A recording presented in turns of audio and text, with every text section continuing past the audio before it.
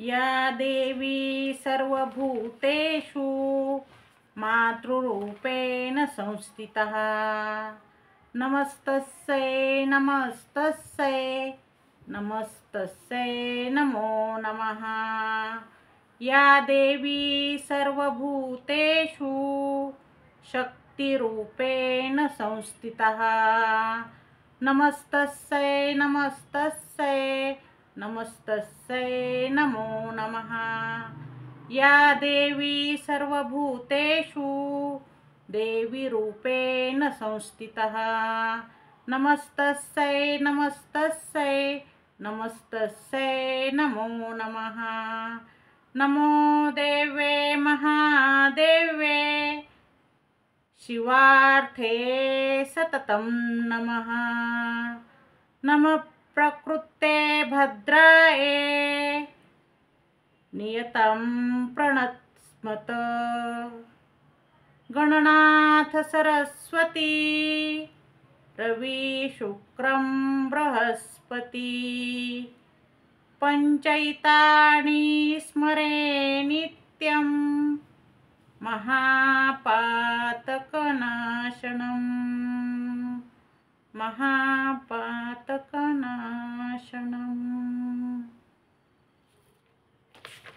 सावित्रीबाईंच्या लेकीचा सर्वांना मानाचा मुजरा। क्रांतिज्योती सावित्रीबाई फुले। क्रांतिज्योती सावित्रीबाई फुले होती म्हणूनच शिकली सगळी दीनदुबळ्यांची मुले। शिक्षणाचा प्रारंभ मुलींसाठी शिक्षण खुले करणे हे आद्य कर्तव्य कुणाचे? होय, सावित्रीबाई फुले यांचे। मग सावित्रीबाई कोण आणि त्यांचे बालपण काय याविषयी जाणून घेऊया। सावित्रीबाई यांचा जन्म नायगाव, तालुका खंडाळा आणि जिल्हा सातारा, महाराष्ट्र येथे झाला। त्यांच्या वडिलांचे नाव नेवसे पाटील,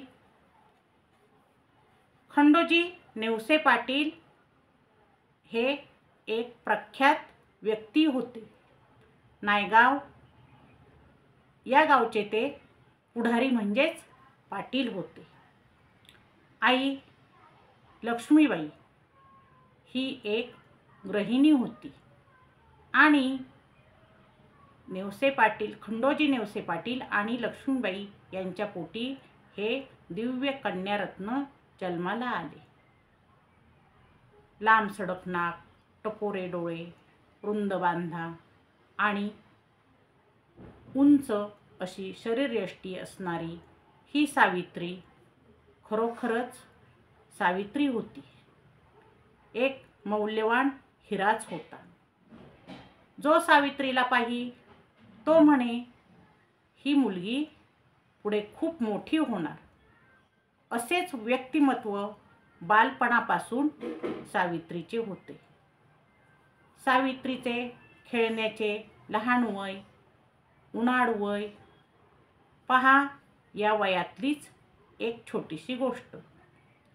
एका छोट्या दुबळ्या शरीराच्या मुलाच्या हातात एक फूल होते आणि ते फूल एका दांडग्या मुलाने हिसकावून घेतले। हीच एक छोटीशी दृश्य सावित्रीने पाहिली।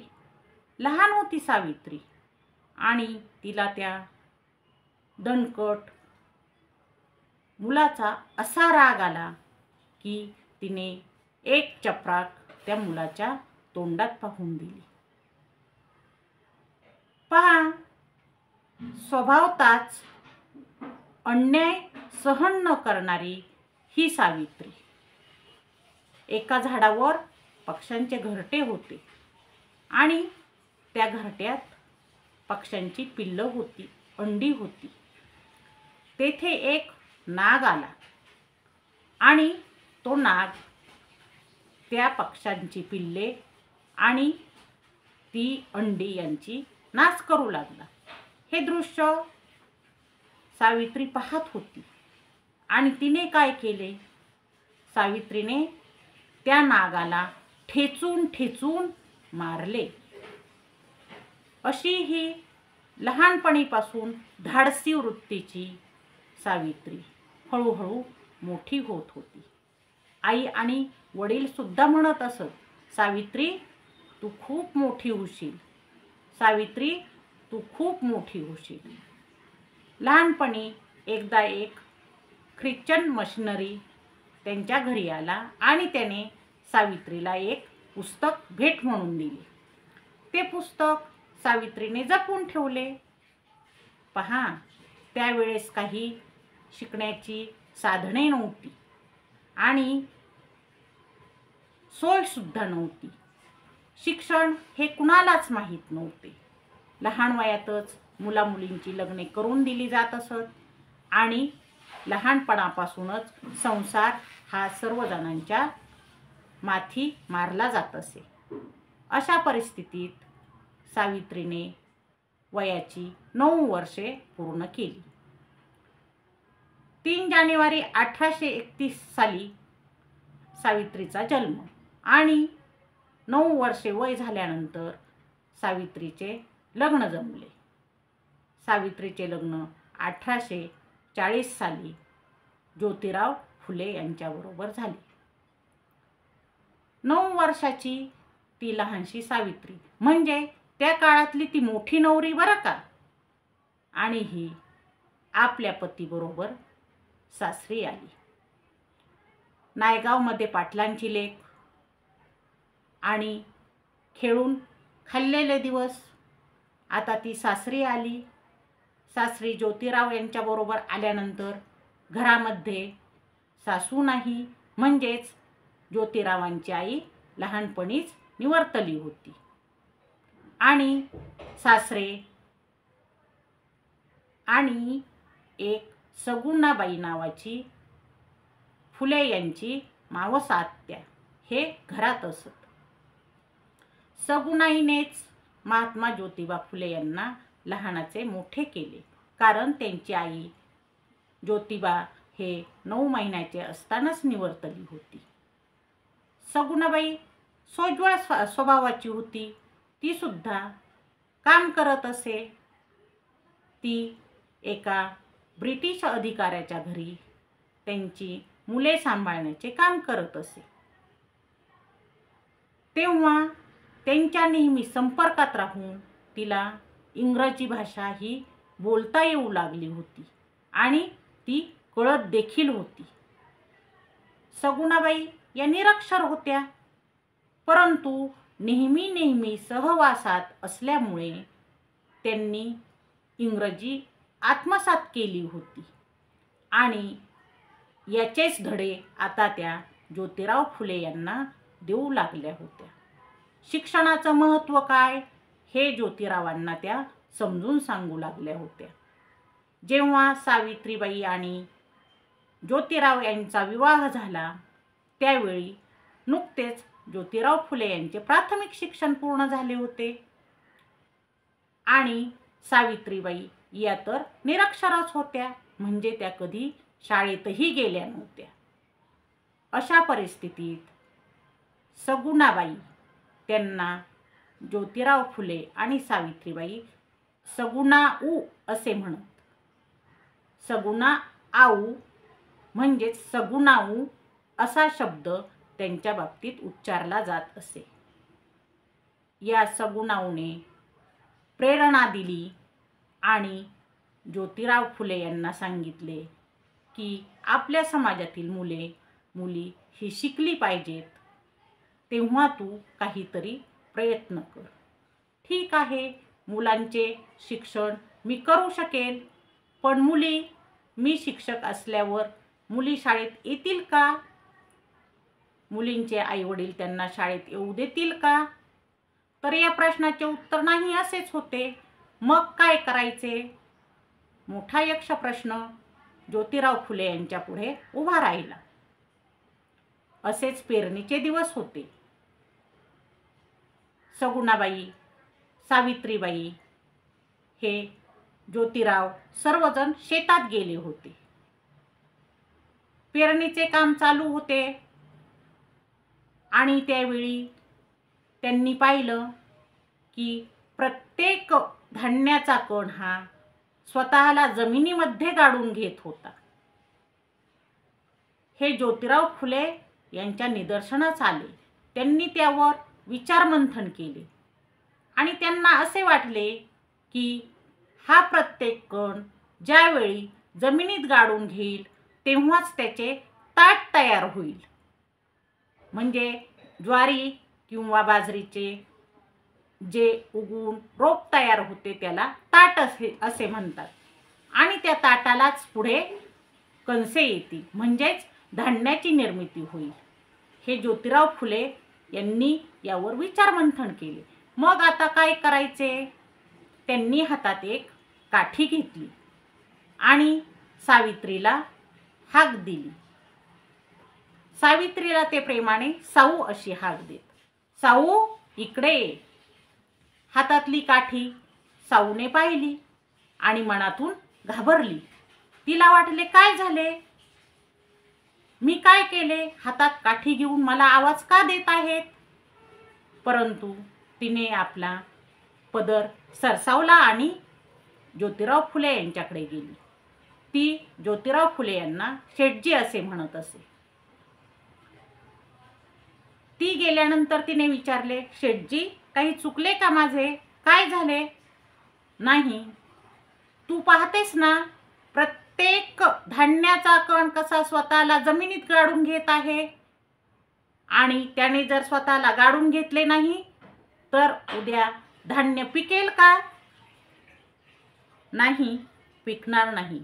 मग चल, आपण दोघेही या समाजासाठी आपण स्वतःला गाडून घेऊ. होय, पण मला जमेल का ते शेटजी? सावित्रीबाईंनी खाली मान घालूनच त्यांना विचारले. तेव्हा ज्योतिराव फुले म्हणाले, होय, आपली एकमेकांची साथ असेल तर हे तुला जमेल. नाही, तशा जर 4-2 भाकरी करायच्या असत्या तर मी आत्ता करून तुम्हाला दिल्या असत्या. पण हे शिक्षण वगैरे मला जमेल का? असे प्रश्न विचारत राहू नकोस, असे म्हणून त्यांनी हातातली काठी पुढे केली आणि मातीवर ते 12 खडीची अक्षरे गिरवू लागले.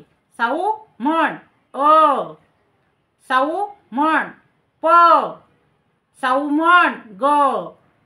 पहा, त्यांनी साऊला प्रेमाने अक्षरांचे धडे द्यायला सुरुवात केली आणि येथूनच त्यांच्या शिक्षणाचा श्री गणेशा चालू झालेला आहे. अशा प्रकारे आता ज्योतिराव फुले यांनी विचार केला की आपण सावित्रीला शिकवायचे आणि जेव्हा सावित्री शिकेल तेव्हाच ती काय करेल? मुलींना शिक्षण देऊ शकेल. पहा, कोणत्याही स्त्रीला जर आपल्या पतीची साथ असेल तर ती स्त्री कोणत्याही कामाला नाही म्हणत नाही. कारण स्त्री ही जिद्दी असते आणि कर्तृत्ववान असते. तिने जर मनात घेतले तर काहीही होऊ शकते. पहा, सत्यवान आणि सावित्रीची कथा आपल्याला श्रुतच आहे. ज्यावेळेस सावित्रीने मनात घेतले तेव्हा तिने आपल्या पतीचा प्राण सुद्धा यमाकडून परत आणलेला आहे. हाच विचार सावित्रीने केला आणि सावित्रीबाई आता शिकण्यासाठी पुढे सरसावलेली आहे. सावित्रीबरोबरच सगुणाबाई सुद्धा धडे घेऊ लागलेली आहे आणि ज्योतिराव त्यांचे शिक्षक झालेले आहेत. त्यांना ते शिकवू लागलेले आहेत. हळूहळू शिक्षण घेता घेता सावित्रीला आता सर्व काही जमायला लागलेले आहे. पण शाळा काढायची, मुलांना शिकवायचे म्हणजे काहीतरी प्रशिक्षण तर हवेच ना. मग काय, त्यांनी अहमदनगर म्हणजे आताचे अहिल्यानगर येथे आणि पुणे येथे मिशनरींच्या ज्या शाळा होत्या तेथे ज्योतिरावांनी भेट दिली आणि तेथूनच सावित्रीबाईंनी प्रशिक्षण घेतले आणि शिक्षिकेचा जो प्रशिक्षण कोर्स आहे तो त्यांनी पूर्ण केलेला आहे. 1847 मध्ये सावित्रीबाईंनी मे महिन्यात सगुणाबाईला एक शाळा काढून दिली, परंतु ती शाळा काही चालू शकली नाही. तेथे काही मुली आल्या नाहीत, ती ताबडतोब बंद पडली. नंतर 1847 मध्ये त्यांचे प्रशिक्षण जेव्हा पूर्ण झाले तेव्हा 1 जानेवारी 1848 रोजी त्यांनी पुण्यामध्ये मुलींसाठीची पहिली शाळा चालू केली. होय, बुधवार पेठेत भिडेवाड्यामध्ये त्यांनी मुलींसाठीची पहिली शाळा सुरू केली. किती मुली होत्या? तर त्यांच्या पहिल्या शाळेत मुली होत्या 6, परंतु 6 मुलींना शिक्षण देता देता त्या मुलींची संख्या आता त्या वर्षातच 40-45 इतकी झाली होती. त्यांची पहिली विद्यार्थिनी मुक्ता साळवे ही आहे. त्यांनी शिक्षण द्यायला सुरुवात केली, पण त्या काळात शिक्षण देणे एवढे काही सोपे होते का? नाही. तर आपण दीनदुबळ्यांनी शिक्षण घेऊ नये, सर्वसाधारण लोकांनी शिक्षण घेऊ नये असेच उच्चवर्णीयांना वाटत होते आणि म्हणून त्यांना त्रास होऊ लागले. मुलींनी तर शाळा शिकू नये. पहा, असे म्हणून सांगितले आहे की जर स्त्रियांनी शिक्षण घेतले तर काय होते, त्या स्त्रिया ज्यावेळी शिकतात त्यावेळी त्यांचा जो पती आहे त्यांच्या ताटात शिक्षण घेतल्यामुळे कीटक तयार होतात असं म्हणून सांगितलेलं आहे, असं त्यावेळी मानत असत, म्हणत असत. मग काय, मुलींना शाळेत शिकवायला आई वडील तयार नसत, परंतु सर्वांचे मन वळवून ज्योतिराव फुले, सगुणा आऊ आणि सावित्रीबाई फुले यांनी मुलींना शिक्षण देण्याचं चालू केलेलं आहे. शिक्षण देताना, शाळेत जाताना सावित्रीबाईंना अतोनात त्रास सहन करावा लागला. त्यांना दगड, धोंडे, शेण यांचा मारा अंगावर घ्यावा लागला. ज्यावेळी त्या शाळेत जात असत त्यावेळी त्यांच्या अंगावर जी साडी असे ती साडी शेण आणि चिखलाने खराब होत असे. लोक त्यांना शेणाचा मारा करत असत, सडलेली टोमॅटो फेकून मारत असत. आणि अशा परिस्थितीत सावित्रीबाई काय करत तर एका पिशवीमध्ये दुसरी साडीची घडी नेत असत आणि शाळेत गेल्यानंतर आपण स्वतः साडी बदलून नंतर मुलींना शिक्षण देत असत. हो, असेच होत होते. तरीही सावित्रीबाई डगमगल्या नव्हत्या. अन्यायाला तोंड देण्याचं सामर्थ्य त्यांच्या अंगात होतं. पण असाच एक दिवस आला. एक उच्चवर्णीयातील व्यक्ती थेट शाळेमध्ये आला आणि मोठ्याने दरडावून सावित्रीला म्हणाला, सावित्री, हे बंद कर, मुलींना शिक्षण द्यायचे नाही. यामुळे सगळीकडे बाधा निर्माण होत आहे. आणि सावित्रीबाईचे मनगट हातात धरले. ज्यावेळी एक मनगट त्या व्यक्तीने हातात धरले त्याच वेळी दुसऱ्या हाताने सावित्रीबाईने त्या माणसाच्या जोरात गालात थप्पड मारली आणि आपला हात सोडून घेतला. सावित्रीबाई घाबरली नाही आणि डगमगली नाही. ती वाघिणीसारखी त्या माणसाच्या अंगावर चवताळली. हे दृश्य पाहण्यासाठी बाहेर बरेच बघे होते, कारण ते ठरवूनच आले होते की पहा आता सावित्रीची शाळा कशी बंद करतोय ते, तिला शाळेमध्ये जाऊन त्रास द्यायचा. आणि मग हे बघे तर असणारच ना. सर्वजण घाबरत पळत सुटले.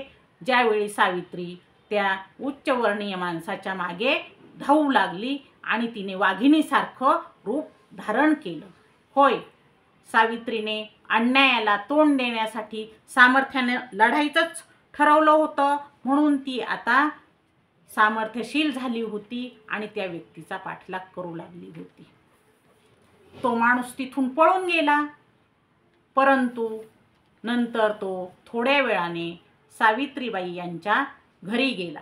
ज्यावेळेस सावित्रीबाई ही शाळेतच होती त्यावेळी तो उच्चवर्णीय माणूस हा घरी गेला आणि गोविंदराव फुले म्हणजेच सावित्रीबाईंचे सासरे यांना त्याने विचारलं, हे तुम्हाला पटतंय का?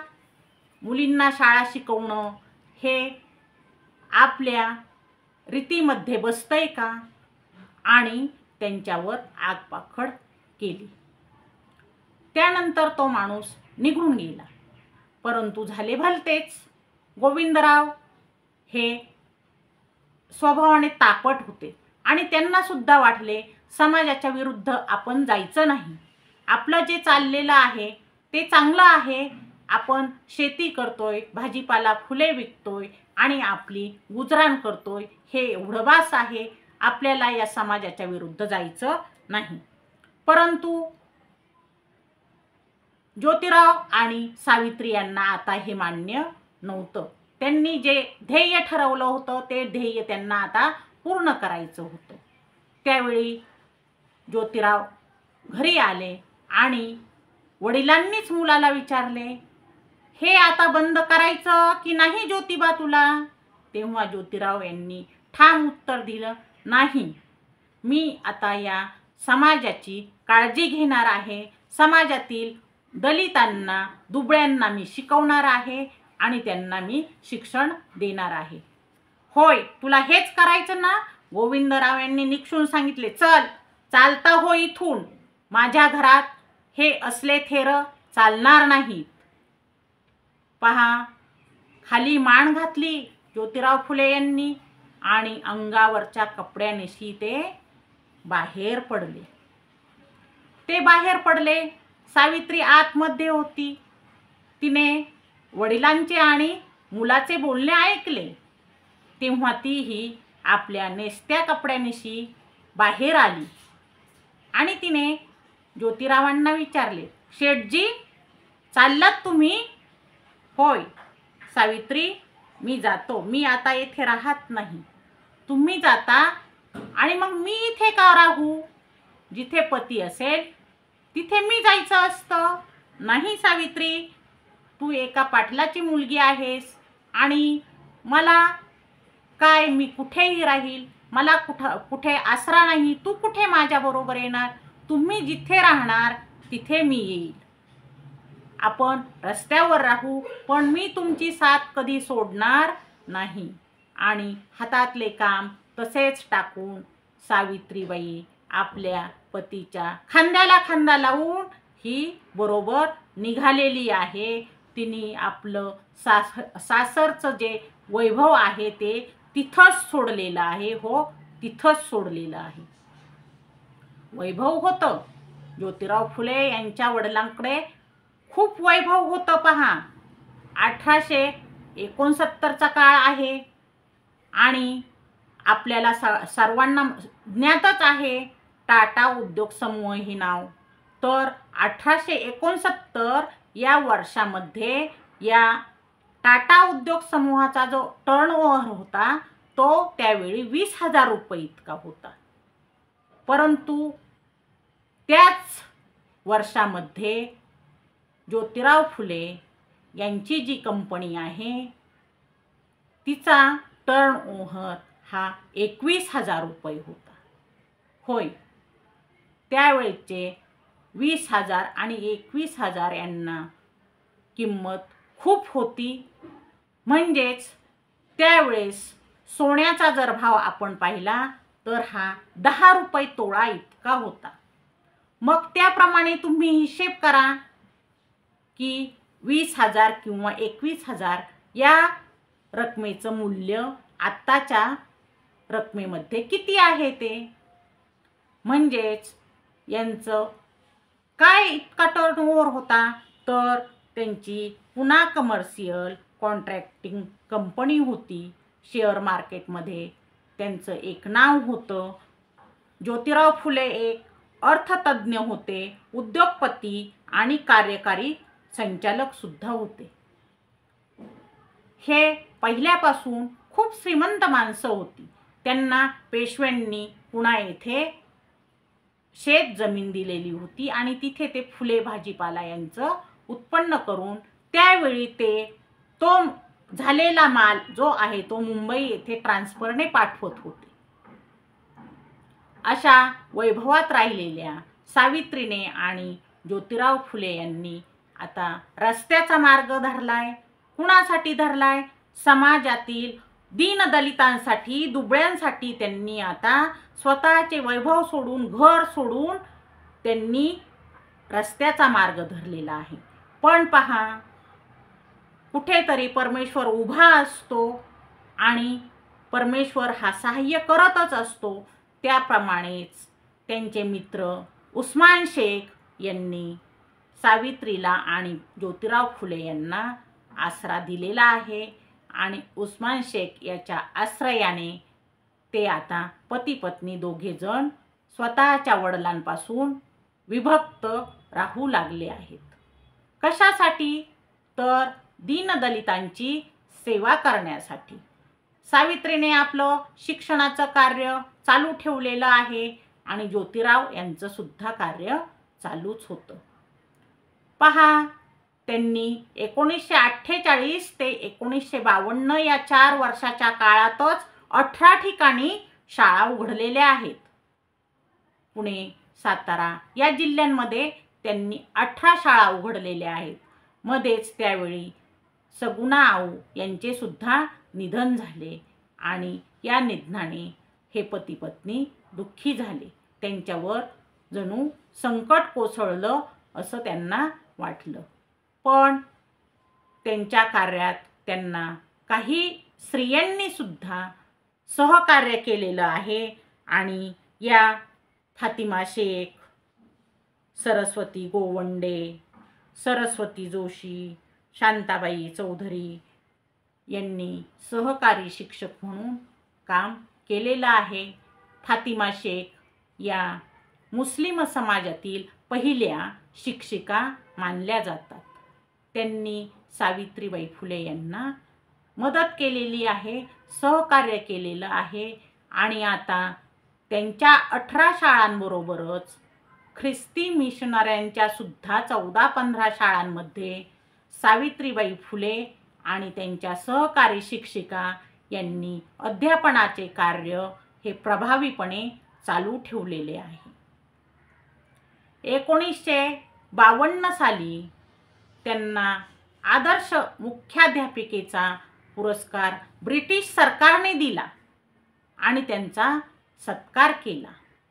म्हणजेच पहिल्या महिला शिक्षक म्हणून सावित्रीबाई फुले यांनी मान मिळवलाच, पण पहिल्या मुख्याध्यापिका म्हणून सुद्धा या ज्ञानज्योतीने, क्रांतिज्योतीने बहुमान मिळवलेला आहे. तिने स्त्रीमुक्ती आंदोलनात सहभाग घेतलेला आहे, समाज सुधारणेचं कार्य केलेलं आहे आणि स्त्री शिकावी ही सावित्रीची मुख्य तळमळ होती. स्त्रीने शिकावं असंच तिला वाटत होतं आणि म्हणूनच ती हे सर्व सहन करत होती. शिक्षणाचे काम करता करता ती सर्व मुलामुलींना सांगत असे, तुम्ही माणसासारखे राहा. अरे, तुम्ही सर्वजण गाय बैल पाळताना, होय, त्यांना तुम्ही प्रेमाने चारा पाणी करताना, होय, अरे तुम्ही नागपंचमीला गेल्यावर, वारुळाला गेल्यावर काय करता? नागाला दूध पाजता ना, होय. मग तुम्ही माणसाबरोबर माणूस म्हणूनच वागा आणि तुम्ही सुद्धा माणूस म्हणूनच जगा. तुम्ही जर नागाची काळजी घेता, मग तुम्ही माणसाची काळजी का बरे घेऊ नये? असा खडतर सवाल या सावित्री मुलामुलींना विचारत असत आणि समाजातील अनिष्ट रूढी परंपरेंना मूठ माती देण्याचं त्या कार्य करत असत. जेव्हा दुःख असते तेव्हा साथ द्यायला कोणी नसते, पण दुःखाच्या वेळी स्वतःच्या हिमतीवर आणि वेळप्रसंगी अन्यायाला झुगारून लढत राहायचं असतं. हे सावित्रीबाईंनी आपल्याला शिकवलेलं आहे. दुःख असतं, दुःखाचा जन्म हा स्वर्गातही होत नाही आणि नरकातही होत नाही.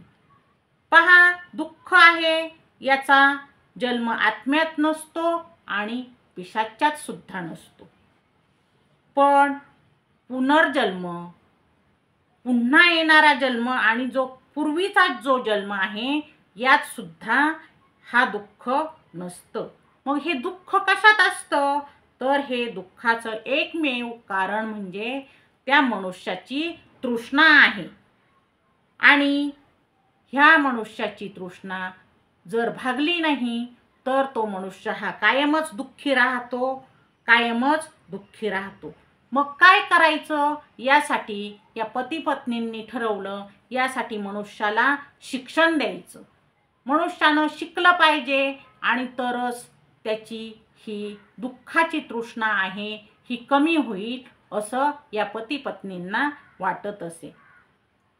पहा, ज्योतिराव फुले यांची खंबीर साथ असल्यामुळे सावित्रीबाई या नेहमी शिक्षणाच्या बाबतीत अग्रेसर ठरत होत्या.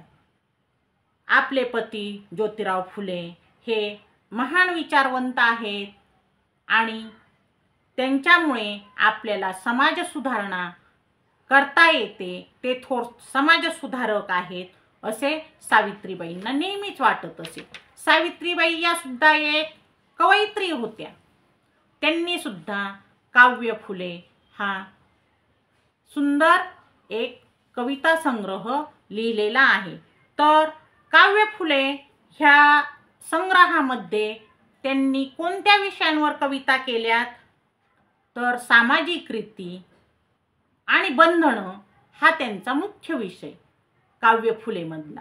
तसेच निसर्ग, काही प्रार्थना आणि शिवाजी महाराज, तारामती राणी यांच्यावर आधारित त्यांनी या काव्य फुले या कविता संग्रहामध्ये केलेल्या कविता आहेत. ऐतिहासिक कविता आहेत, काही बोधपर कविता आहेत, काही आणि आत्मपर सुद्धा कविता आहेत. स्फुट लेखन केलेले आहे. अशा प्रकारे त्यांनी काव्य फुले हा एक सुंदर असा कवितेचा संग्रह केलेला आहे. त्यांचा दुसरा एक काव्य संग्रह आहे, त्याचं नाव बावनकशी सुबोध रत्नाकर. पहा, त्यांनी असे ग्रंथ कविता संग्रह लिहिले आणि शिवमहिम्न हे जे स्तोत्र आहे ह्या स्तोत्राचं त्यांनी मराठी भाषांतर केलेलं आहे. शिक्षणाचा प्रभाव सावित्रीबाईवर होता आणि त्या नेहमी सर्वांशी मन मोकळेपणाने वागत असत. अन्यायाविरुद्ध कसं लढायचं, ज्या बालविवाहाच्या प्रथा आहेत ह्या कशा बंद पाडायच्या याच्यावर त्या विचार करत असत. त्यावेळी लहानपणी लग्न होत आणि मुलीसुद्धा लहानपणीच विधवा होत. त्यांना बालविधवा म्हणत. बालविधवा मुली झाल्यानंतर त्यांच्यावर अत्याचार होत आणि मग या मुलींना स्वतःचे आईवडील सुद्धा विचारत नसत. मग या स्त्रियांसाठी सावित्रीबाई फुले आणि ज्योतिराव फुले यांनी आश्रयस्थानं निर्माण केली. बालविधवा, घटस्फोटित, परित्यक्त्या या स्त्रियांसाठी त्यांनी आश्रयस्थाने निर्माण केली. तसंच यांच्यावर काही अतिप्रसंग होत असे किंवा गरोदरपणात काही स्त्रियांचे पती मरण पावल्यानंतर त्या मुलांना कोणी विचारत नसे, अशा मुलांचा सांभाळ हे पती पत्नी स्वतः करत असत. पहा, सावित्रीबाई फुले आणि ज्योतिराव फुले यांना मूलबाळ काही झाले नाही. त्यावेळी सावित्रीबाईंनी ज्योतिराव यांना सांगितले की शेठजी, तुम्ही असं करा, तुम्ही दुसरं लग्न करा म्हणजे आपल्याला एखादं मूल होईल. तेव्हा थोर विचारवंत, समाजसुधारक असणारे ज्योतिराव फुले यांनी सावित्रीला काय उत्तर द्यावं? सावित्री, मीच समाजाला सांगतो पुनर्विवाह, बायको एक असल्यानंतर दुसरी पत्नी आपण करायची नाही हे समाजाला सांगतो आणि तू मला हे काय शिकवतेस? मग तुला जर असे वाटते तर असं कर, तूच दुसरं लग्न कर बरे. पहा, ज्योतिराव फुले यांचे विचार. यानंतर त्या पत्नीने कधीही ज्योतिराव यांना सांगितले नाही की आपल्याला मूलबाळ नाही. असेच एक काशीबाई नावाची ब्राह्मण विधवा त्यांच्या आश्रयस्थानामध्ये आली आणि तिने एका गोंडस मुलाला जन्म दिला. त्यावेळी काशीबाई ही आत्महत्या करण्यासाठी निघाली होती, परंतु तिला येथे आणलेलं आहे ज्योतिराव फुले यांनी आणि सावित्रीबाईने सांगितले आहे की काशीबाई तू काळजी करू नको, तुला जे मूल होईल ते मी घेईल. आणि तिला झालेला तो मुलगा, त्याचे नाव यशवंत ठेवले आणि तो या पती पत्नीने दत्तक घेतलेला आहे. आपला मुलगा खूप शिकावा असं सावित्रीबाईंना वाटत होतं आणि सावित्रीबाईंने त्या यशवंताला खूप शिकवलेलं आहे. यशवंत शिकला आणि एक डॉक्टर झालेला आहे. कार्य चालू होते. सावित्रीबाई आणि ज्योतिराव फुले हे समाजासाठी झटत होते. अन्नछत्र चालवत होते. 1876 ते 80 या काळात खूप दुष्काळ पडला. त्यावेळी यांनी स्वतः अन्नछत्र चालवले. हो, श्रीमंत असल्यामुळे आणि कंपनी असल्यामुळे ही मोठी माणसेच होती. त्यांच्या कंपनीने केलेली काही कामाचा आढावा घेतला तर पहा, कात्रजचा बोगदा, येरवड्याचा जो पूल आहे तो, खडकवासला धरणाचा कालवा, तसेच मुंबई महानगरपालिकेची मुख्य इमारत, भायखळ्याचा पूल, परळ रेल्वे वर्कशॉप, मुंबईतील काही कापड गिरण्या, भंडारदरा जो जलाशय आहे तो, बडोद्याचे सयाजीराव गायकवाड यांचा राजवाडा, अशी बांधकामे त्यांनी केलेली आहेत. 1876 ते 1886 या काळात महात्मा ज्योतिराव फुले हे पुण्याचे आयुक्त म्हणून कार्यरत होते. पहा, जेथे लक्ष्मी वास करत असते तेथे सर्वांना मदतही मिळत असते, पण ती मदत करणाऱ्याचे सुद्धा मनोधैर्य चांगले असावे लागते. अशा काळात त्यांनी गुलामगिरीतून जनता काढण्यासाठी, त्यांच्यावरची बंधनं लाथाडून देण्यासाठी सर्वांना मदत करण्याचे ठरवलेले आहे. आणि ही बुद्धी सावित्रीला दिलेली आहे. एक वेळ आगरकर आणि लोकमान्य टिळक यांच्यावर खटला भरला. तो खटला मुंबई उच्च न्यायालयात गेला आणि जामीन होण्यासाठी त्यावेळी 10,000 रुपये एवढी रक्कम हवी होती, परंतु ही रक्कम काही टिळकांकडे नव्हती. त्यावेळी मोठ्या मनाने महात्मा ज्योतिराव फुले यांनी टिळकांना 10,000 रुपये दिलेले आहेत आणि त्यांच्यावरील तो खटला मागे घेतलेला आहे. म्हणजे पहा, फक्त दीनदलितांसाठी नाही तर सर्वांसाठीच काम करायचे असे ज्योतिराव फुले यांचे ध्येय होते. त्यांना महात्मा ही पदवी जनतेने बहाल केली. महात्मा म्हणजे याचा अर्थ खूप मोठेपणा आहे. पहा, महान आत्मा आहे आणि ही पदवी देणं किंवा बहाल करणं समाजाने, हे कार्य पाहूनच ती समाजाने त्यांना दिलेली आहे. स्त्रियांचे सती जाणे किंवा स्त्रियांचं केशवपण या रीतीला कायमची मूठमाती कशी देता येईल यावर सुद्धा त्यांनी विचारमंथन केलेले आहे. मग स्त्रियांना जर सांगितले की तुम्ही केशवपण करू नका तर स्त्रिया ऐकतील का? नाही. स्त्रियांनी जरी ऐकले तरी घरातील त्यांना ऐकू देतील का? नाही. मग त्यांनी काय केले तर पुणे येथील जे संपूर्ण नाभी आहेत या नाभ्यांचाच संप घडवून आणला की आम्ही केशवपण करणार नाही, स्त्रियांचे केशवपण आम्ही करणार नाही. यासाठी त्यांनी नाव्यांचा संप घडवून आणला आणि त्यामुळे केशवपण ही जी रीत आहे ही काय झालेली आहे, बंद झालेली आहे. म्हणजे तुम्ही ऐकत नाहीत ना दीनदुबळे समाज, मग संघटित होऊन त्या कामगारांना संप करायला लावणारे हे महानच असतात.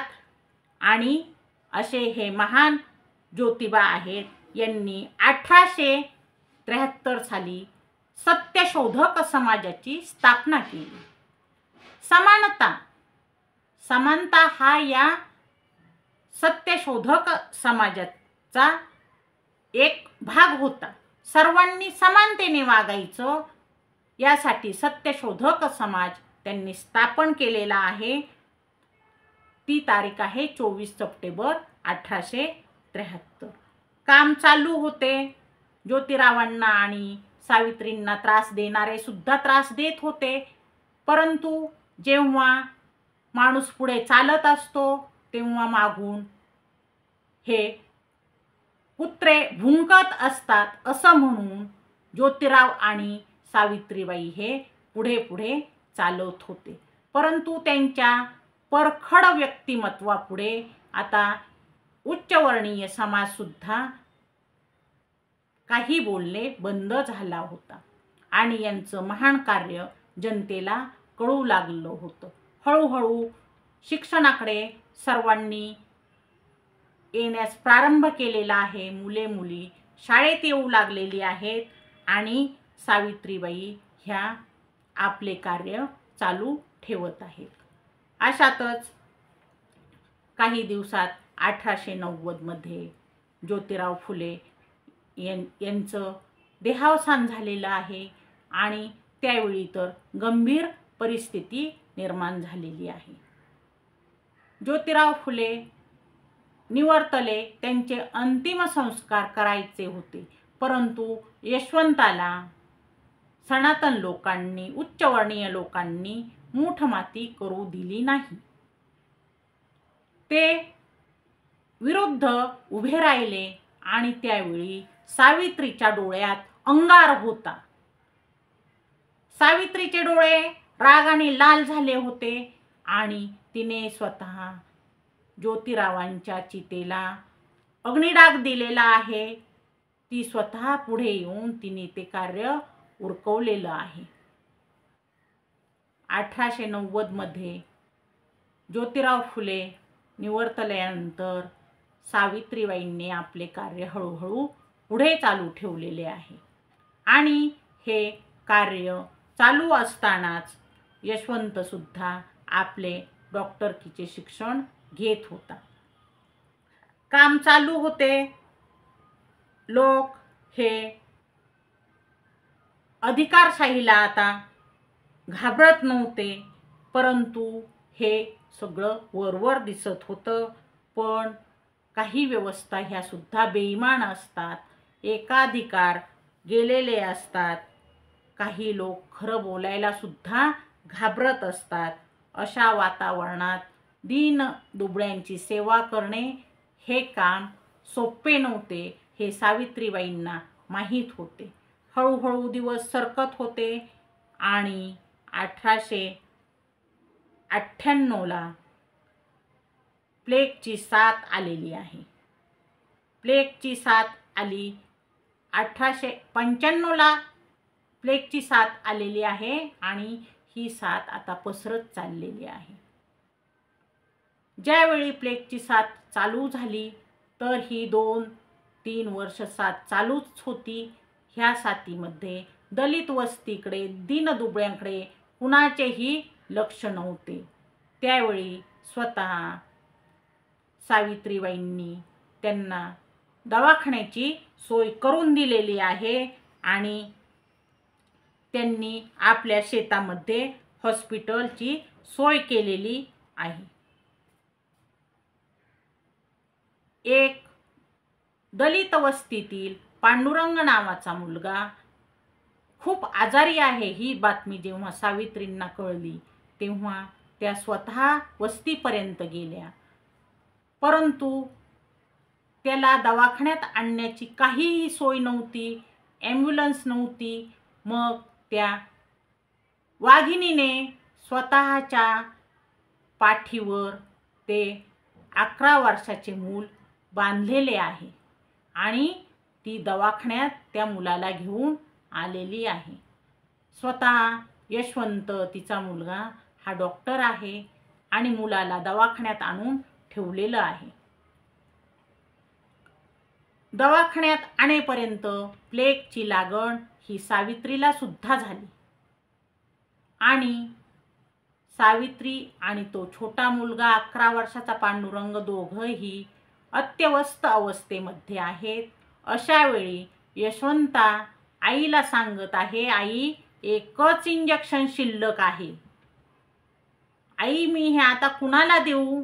तेव्हा सावित्री स्वतःच्या मुलाला सांगते, यशवंता ह्या पांडुरंगाला हे इंजेक्शन दे. मी काय रे आता, मी पिकले पण हा मुलगा बघ ना, याचं वय आहे 11 वर्षाचं आणि हा 11 वर्षाचा बाळ याने अजून काही दुनियासुद्धा पाहिली नाही. तेव्हा ते इंजेक्शन तू ह्या मुलाला दे. ते इंजेक्शन त्या पांडुरंगाला दिलेलं आहे आणि पांडुरंगाला जीवदान मिळालेलं आहे. परंतु प्लेगची लागण जास्त प्रमाणात झाल्यामुळे 10 मार्च 1897 या दिवशी प्लेगच्या साथीतच सावित्रीबाई फुले यांचं देहावसान झालेलं आहे. पहा, ज्यांनी सर्व समाजातील दीनदुबळ्या समाजातील मुलामुलींना शिक्षण क्षेत्रात आणलं, त्या क्रांतिज्योतीची ज्योत मालवली आहे. ही ज्ञानज्योती, ही क्रांतिज्योती ही जरी देहाने निघून गेली असली तरी ती अमर झालेली आहे. ज्या दिवशी सावित्रीचा जन्म झाला ती तारीख 3 जानेवारी ही बालिका दिन म्हणून तसेच स्त्रीमुक्ती दिन म्हणून साजरी केली जाते. पहा, जोपर्यंत माणूस जवळ असतो तोपर्यंत त्याची किंमत कळत नसते, परंतु यांच्या कार्याने सर्वजण प्रभावित झालेले आहेत. नंतर 1897 देहावसान झाल्यानंतर टपाल तिकिटावर सुद्धा सावित्रीबाई फुले असे एक टपाल तिकीट त्यांच्या चित्राचे तयार करण्यात आले 1995 साली आणि नंतर 2015 मध्ये पुणे विद्यापीठ याचे नामकरण सावित्रीबाई फुले विद्यापीठ पुणे असे करण्यात आलेले आहे. पहा, ज्यावेळी माणूस असतो तोपर्यंत त्याला खूप त्रास होतो, परंतु नंतर त्या माणसाने केलेलं जे कार्य आहे हे लक्षात येत असतं आणि नंतर त्या व्यक्तीला मान दिला जातो. म्हणजेच सावित्रीबाई ही स्त्रियांसाठी लढत राहिली.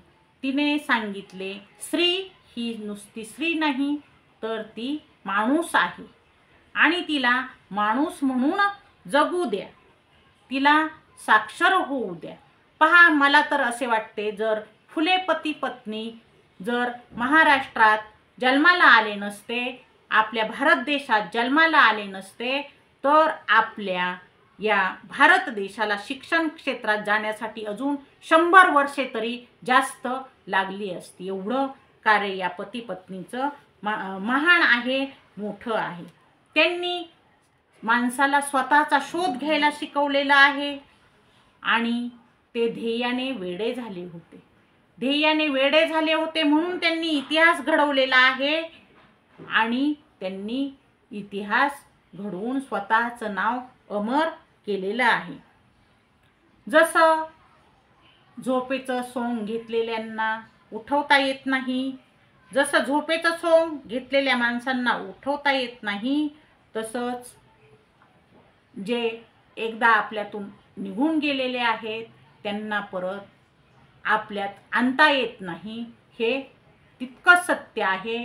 परंतु त्यांचे विस्मरण होऊ न देणं हे आपलं काम आहे आणि त्यांनी आपल्याला जी शिकवण दिली, जे शिक्षण दिलं ते आत्मसात करणं हे पण आपलं काम आहे. पहा, शिक्षण दिले, शिक्षण क्षेत्रात आणले, मग आपण फक्त पुस्तकात दिलेला जो सिलेबस आहे तोच पूर्ण करायचा का? तर नाही. शिक्षण घेऊन सावित्रीबाईंनी स्त्रियांना शिक्षण घ्या सांगितलं. स्त्री म्हणून जगू नका, तर माणूस म्हणून जगा असं सांगितलं आणि शिक्षणाची व्याप्ती करा असं सांगितलेलं आहे. फक्त पुस्तकातला अभ्यासक्रम पूर्ण करून मोठमोठ्या डिग्र्या घेणं एवढंच आपलं कर्तव्य नाही, तर आपण काय केलं पाहिजे? समाजासाठी आपण काहीतरी कार्य केलं पाहिजे. नाहीतर आता आरक्षण आहे, स्त्रिया सर्व क्षेत्रात आहेत, परंतु आरक्षणाच्या नावाखाली होते काय? नाव स्त्रीचे आणि कारभार असतो पुरुषाचा. हे असे होऊ देता कामा नये. आपण सावित्रीच्या लेकी आहोत आणि आपण सर्व कारभार पाहिला पाहिजे. आपण फक्त चूल आणि मूल यापुरतं मर्यादित नाहीत, तर आपण सर्व क्षेत्रात आता उंच भरारी घेतलेली आहे. होय, आपल्यात महिला राष्ट्रपती आहेत आणि पंतप्रधान होऊन गेलेल्या आहेत. प्रतिभाताई पाटील, इंदिरा गांधी, तसेच कल्पना चावला या अंतराळ वीरांगणा आहेत. आनंदीबाई जोशी महिला डॉक्टर, रमाबाई रानडे समाजसेविका, समाजसुधारक, किरण बेदी या महिला पोलीस अधिकारी आहेत. लता मंगेशकर थोर गायिका आणि सिंधुताई सपकाळ ह्या अनाथाची माय आहेत, अनाथाची नात आहेत. तसेच सरला ठकुराल महिला पायलट, पी.टी. उषा या महिला खेळाडू, असे कितीतरी नावे सांगता येतील. तसेच आपल्या द्रौपदीताई मुर्मू यांचेही नाव हे घ्यावेच लागेल. सर्व क्षेत्रात, सर्व ठिकाणी महिला पुढे आहेत. मग महिलांनी हे स्वतःच्या बुद्धीने स्वतःचा विकास करून मिळवलेले जे क्षेत्र आहे, त्या क्षेत्रात स्वतःच काम करायचे असते. तेथे इतर समाजाने किंवा इतर पुरुषांनी त्यात हस्तक्षेप करायचा नसतो. तेवढे कर्तृत्व स्त्रियांनी करायचे असते. कारण स्त्री ही काही कमी नाही. स्त्री ही एक महिलाच नाही, तर ही स्त्री 2 घरांचा प्रपंच सांभाळून माहेर आणि सासरचे नाव कमावत असते आणि त्यांचे नाव उजाळत असते, मोठे करत असते. आपल्याला जशा या थोर मोठमोठ्या स्त्रियांचे नाव घ्यावेच लागेल, महिलांचे नाव घ्यावेच लागेल, तसेच आपल्या थोर माता, जिजाऊ माता, ज्यांनी शिवबांना स्वराज्य स्थापन करण्यासाठी प्रेरणा दिली, त्या थोर जिजाऊचे सुद्धा आपण या दिवशी स्मरण करायचे आहे. मदर तेरेसा, अहिल्याबाई होळकर, झाशीची राणी लक्ष्मीबाई या सर्वांची नावं आपल्याला अग्रक्रमाने या दिवशी घेता येतील. म्हणजेच स्त्री ही एक वात्सल्य मूर्ती असते, ती एक आदिशक्ती असते. तिच्या हातात पाळण्याची दोरी असते आणि ती संस्कार देऊ शकते. मग सर्वांनीच तिचे गुणगान गावेत आणि गावेच लागणार. या दिवशी आपल्याला सावित्रीबाईंना वंदन करायचं आहे आणि सावित्रीबाईंनी अनंत यातना सोसून मुलामुलींना शिकवलेलं आहे आणि तिची थोरवी आपण गायली पाहिजे. शिक्षणाचे दार सावित्रीने सर्वांसाठी खुले केलेले आहे आणि ती शिक्षणाची खरी कैवारी आहे. सावित्रीमुळे आपल्या देशातील सर्व मुले मुली शिकले, हे क्षण आपण विसरायचे नाहीत. तिने सर्व त्रास सहन करून, दगडधोंडे सहन करून शिक्षणाचे झेंडे हे रोवलेले आहेत, हे विसरता कामा नये. ज्या सावित्रीला स्वतः पतीने शिक्षणाचे धडे दिले, त्या महात्मा ज्योतिराव फुले आणि सावित्रीबाई फुले यांनी जे कार्य केलेले आहे हे कार्य हे एक महान कार्यच आहे. या दिवशी आपण या क्रांतीज्योतीला, ज्ञानज्योतीला, सावित्रीबाईला आपण वंदन करायचे आहे. तसेच क्रांतीसूर्य ज्योतिराव फुले यांना सुद्धा वंदन करायचे आहेत आणि यांच्या या स्मरणार्थ आपण सर्व कार्यक्षेत्रात आहोत. पण एक कविता मी सादर करत आहेत. भीम रासकर यांची ही कविता आहे आणि ते आपल्याला सांगत आहेत, विचारा आपल्या मनाला. विचारा आपल्या मनाला, हो विचारा आपल्या मनाला. बाईच्या नावावर जमीन किती, काय पिकवायचं हे बाई ठरवते का कधी, विचारा आपल्या मनाला. घरच्या कागदावर बाईचं नाव किती, बापाच्या नावासारखं आईचं नाव लावता का कधी, विचारा आपल्या मनाला. दागिन्याच्या पावतीवर बाईचा अधिकार किती, गावाच्या संपत्तीत बाईचा वाटा किती, विचारा आपल्या मनाला. गावाच्या कारभारात स्त्रियांची संख्या किती, निर्णयाच्या मामल्यात बाईला महत्त्व किती, विचारा आपल्या मनाला. सरपंच बाई आल्या म्हणून अविश्वास प्रस्ताव किती, 50% आरक्षणामुळे पुरुष सत्ताधाऱ्यांची ओरड किती, विचारा आपल्या मनाला. विचारा आपल्या मनाला. पहा, खरेच पहा, एक स्त्री आहे, ती जरी तिच्या हातात सर्व आहे असे म्हणते, तर तिच्या हातात असते काय, आवडती साडी घेणं आणि आवडता दागिना खरेदी करणं. याच्या पुढे स्त्रीच्या हातात मला वाटते काही नसेल. जसं भीम रासकर यांनी कवितेत विचारलंय, बाईच्या नावावर जमीन आहे का हो, किंवा तिला एखाद्या दागिन्याच्या पावतीवर नाव लावण्याचा अधिकार आहे का, हे पहा.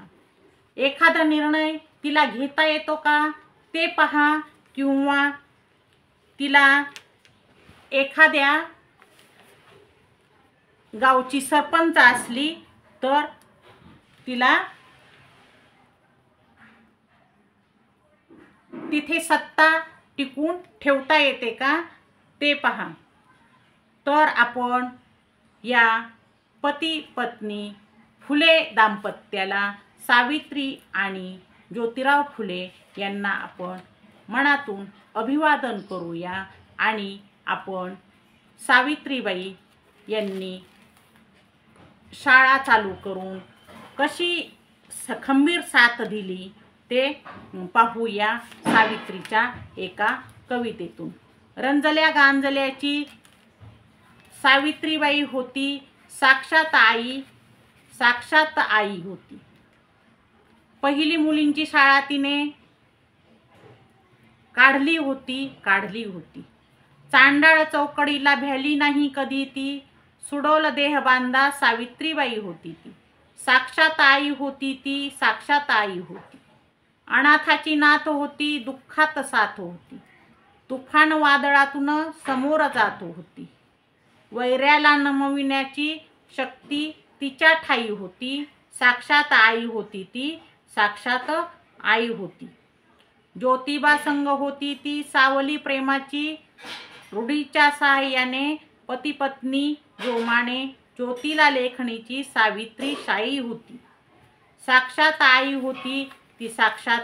आई होती. मग या निमित्ताने असं म्हणावं लागल की पुत्री व्हावी ऐसी पराक्रमी आणि तिच्या हाती तिन्ही लोकाचा झेंडा असेल अशी पुत्री व्हावी सावित्रीसारखी. पहा, स्त्रियांनी सावित्रीबाईला नमन करून स्वावलंबी बना. सर्वांनी आपल्या आपल्या कार्यक्षेत्रात काम करा आणि सावित्रीबाईंचे स्मरण मनोमनी करा. अशा या क्रांतीज्योती, ज्ञानज्योती सावित्रीला शतशः वंदन करून आपण पूर्णविराम देऊया. जय सावित्री, जय सावित्री, जय जिजाऊ, जय जिजाऊ, जय ज्योतिबा, जय सावित्री.